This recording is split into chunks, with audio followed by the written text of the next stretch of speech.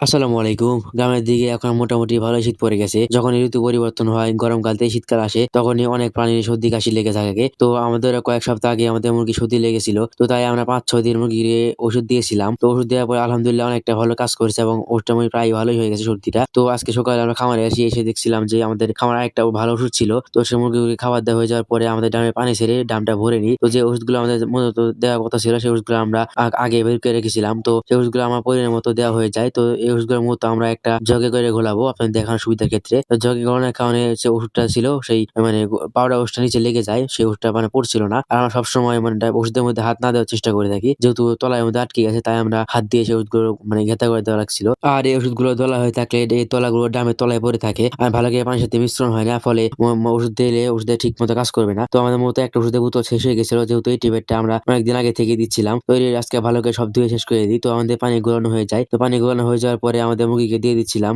যেহেতু আমরা মুরগিকে লেয়ার 1 খাবার খাইয়ে থাকি, ওরা 1 খাবারের মধ্যে অনেক গুঁড়ি থাকে। তো মুরগিগুলো যখন পানি না পায় তখন মুরগিগুলো ভালো করে খাবার খেতে পারে না। মুরগির গলায় বারবার আটকে যায়। তো আমরা মূলত ২ টা জগ দিয়ে পানি দিয়ে থাকি। যেহেতু আমি একা ভিডিও করে থাকি তাই আপনাদেরকে দেখাতে পারিনি। তো পানি দেওয়া হয়ে যাওয়ার পরে আমাদের যে ড্রামের ঢাকনাটা ছিল, সেই ড্রামের ঢাকনাটা লাগিয়ে রাখছিলাম। যেহেতু ওর ভিতরে কিছু অবশিষ্ট পানি রয়েছে, যে মুরগি পানি বেশি খাবে সেই মুরগিগুলোকে ওই পানিগুলো দিয়ে দিব। তো বাড়িতে যাওয়ার আগে দেখছিলাম বাইরে বেরিয়ে যে কাজ করতে পায়ে রোদ উঠে গেছে। তো এখন রোদ উঠে গেছে, এখন ভিতরে গ্যাস হয়ে যেতে পারে। তাই মূলত পর্দাটা জাগিয়ে দিচ্ছিলাম। তো আজকে সকালের মতো আমাদের কাজ শেষ হয়ে গেছে। আমাদের জন্য দোয়া করবেন। আসসালামু আলাইকুম।